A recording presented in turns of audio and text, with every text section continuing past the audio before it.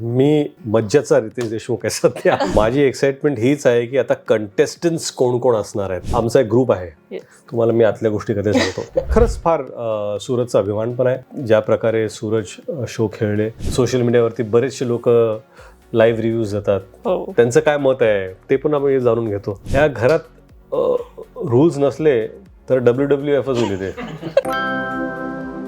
Hello नमस्कार friends, मी मज्जाची नीलम. सध्या big boss Marathi season 6ची सर्वत्र चर्चा सुरू आहे आणि ज्यांनी मागच्या वर्षीचा सीझन गाजवला आणि आता ते या वर्षीचा सीझन वाजवायला तयार आहेत असे रितेश सर माझ्यासोबत आहेत. सर कसे आहात? मी मज्जाचा रितेश देशमुख आहे सध्या. काय चाललंय? पण सर असं असतं ना की एकदा शो होस्ट केल्यावर पुन्हा एकदा करण्याची एक्साइटमेंट असते.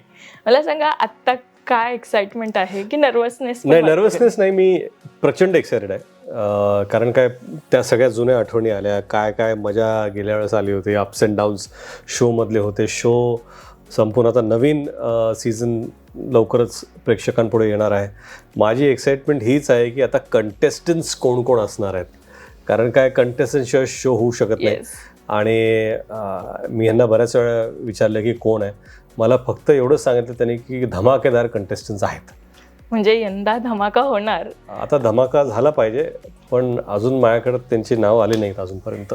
पण जसं आता म्हटलं जातं की यंदाचा सीझन वाजवणार, सो काय प्रिपरेशन एक असतं ना की कंटेस्टन्ट्स असतात ते गेम प्लॅनिंग करतात जी, पण होस्ट नेमके काय प्लॅन करून जातात की कशा पद्धतीने होस्टिंग करणार? मला असं वाटतं की होस्टनी काहीच प्लॅन करून गेलं नाही पाहिजे. कारण की जोपर्यंत आठवड्याभरात काही घडत नाही तोपर्यंत तुम्ही रिॲक्ट होऊ शकत नाही. एवढंच असतं की तुमची प्लॅनिंग, तुम्ही जसं ते दिवसाचा एपिसोड, जसं आमचा एक ग्रुप आहे, तुम्हाला मी आतल्या गोष्टी कधी सांगतो. आमचा एक ग्रुप आहे, आम्ही एपिसोड पाहतो आणि लाईव्ह आमचं चॅटिंग चालू असतं. अरे हे बोला, हे नोट करा, हे नोट करा, हे नोट करा.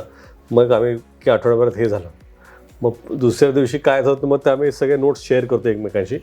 म्हणून बऱ्याच वेळा जेव्हा शेवटपर्यंत तुम्ही येता होस्ट करण्यासाठी तर सगळ्या गोष्टी काय काय घडलेल्या आहेत ते सगळं माहिती असतं. मग हे करतो की ह्या गोष्टी आपण यावेळेस अंडरलाईन करूया की ह्या गोष्टी बोलल्या पाहिजेत. आणि सोशल मीडियावरती बरेचसे लोक लाईव्ह रिव्ह्यूज देतात, त्यांचं काय मत आहे ते पण आम्ही जाणून घेतो. येस, पण ते वाचण्यासाठी किती अपडेटेड असतात की काय काय रिव्ह्यूज येत आहेत ते वाचले? रिव्ह्यूज म्हणजे शोचे तसे रिव्ह्यूज नाही, पण त्यांच्या प्रतिक्रिया जाणून घ्यायचं असते की ते काय सिच्युएशनला रिव्ह्यू करतात किंवा ते कुठले मुद्दे मांडतात. बऱ्याच वेळा असं असतं की त्यांनी मांडलेले मुद्दे आम्ही शोवर पण मांडतो कधी कधी. पण आमची क्रिएटिव्ह टीम एवढी स्ट्रॉंग आहे, प्रत्येक गोष्टी एवढ्या बारीकीने ते पाहतात. कारण काय, त्यांना शो पण रिव्ह्यू करायचा असतो आणि शोमध्ये काय घडलं आहे आणि त्याच्यानंतर शोचा एक कोर्स पण ठरवला होता, त्याचा प्रवाह काय आहे. या सगळ्यासोबत ना हे घर प्रत्येक सदस्याला वेगवेगळी शिकवण देतं. पण मला विचारायचं आहे सर, मागच्या वर्षी होस्ट म्हणून रितेश सरांना काय शिकवण दिली या घराने? की घरात 100 दिवस तरी राहावं माणसाने, 70 नाही. पण एक आणखी काय दिली? इमोशनली स्ट्रॉंगनेस. कारण की बघतो ते 100 दिवस घरात असतं आणि त्यांना तुम्हाला सांभाळावं लागतं सर. नाही, आणखी शिकवण हीच दिली की एका सिच्युएशनमध्ये प्रत्येक जण वेगवेगळं रिॲक्ट करू शकतं. प्रत्येक जणांना वाटतं की त्या सिच्युएशनमध्ये त्यांचं रिॲक्शन हे योग्यच होतं, परंतु बऱ्याच वेळा आपल्या रिॲक्शनचे काय परिणाम किंवा दुष्परिणाम होतात त्याच्याकडे आपलं रागाच्या भरात लक्ष जात नाही. संयम कधी ठेवायचा, कधी सोडायचा. बऱ्याच वेळा पर्सनल लाईफमध्ये काय असतं की गोष्टी घडतात पण आपण स्टँड घेत नाही, जाऊ द्या काय होतं. पण कधी कधी आयुष्यात स्टँड घेणं हा फार महत्त्वाचा असतो.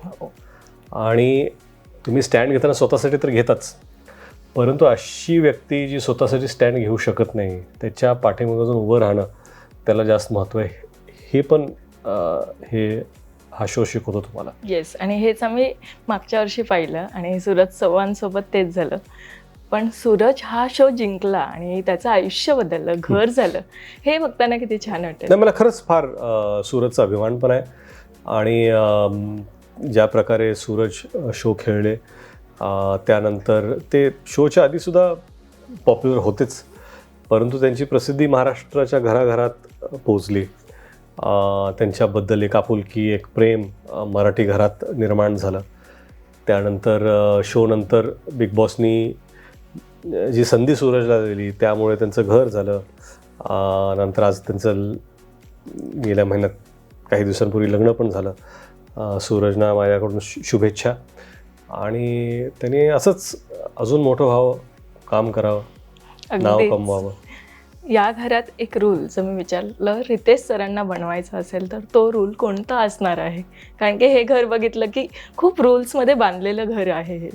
नाही, ह्या घरात रूल्स नसले तर WWFच होईल ते. म्हणजे रूल्स गरजेचं आहे.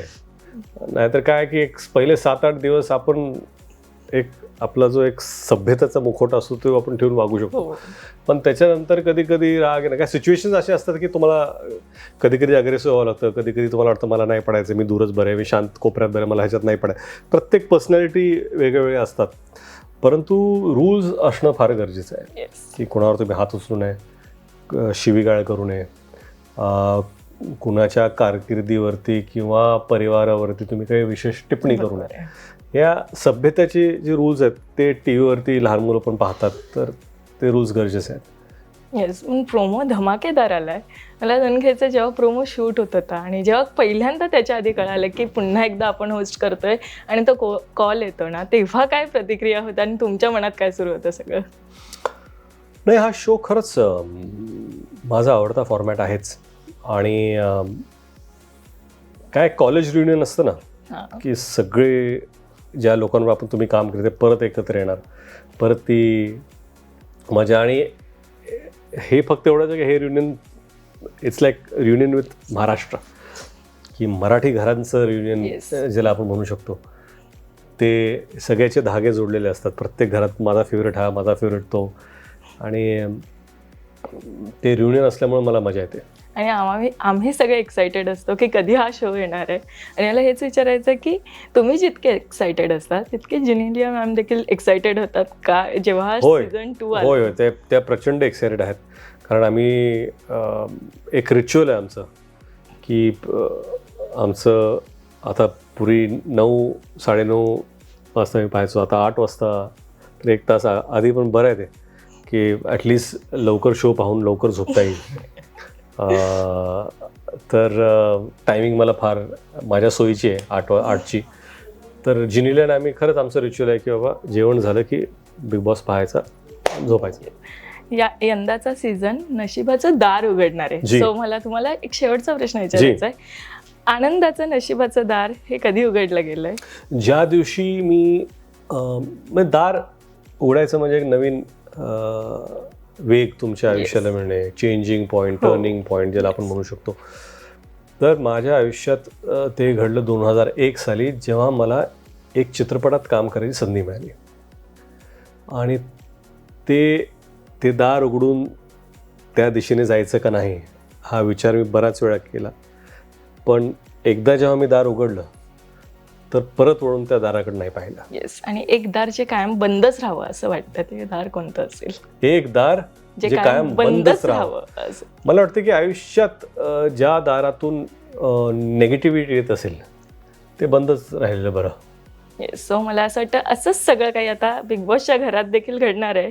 आणि चांगलं जे दार असेल त्याचं तुम्ही कौतुक कराल आणि जे निगेटिव्हिटी पसरवेल ते तुम्ही बंदच कराल. जी, सो हे सगळं बघण्यासाठी आम्ही खूप जास्त एक्सायटेड आहोत. Thank you so much sir. Thank you so much. Thank you. Marathi मनोरंजन सृष्टीमधील मालिका, चित्रपट, नाटक तसेच कलाकारांबद्दलच्या नवीन अपडेट्स जाणून घेण्यासाठी नक्की सबस्क्राईब करा इट्स मज्जा मराठी या आपल्या नवीन यूट्यूब चॅनलला.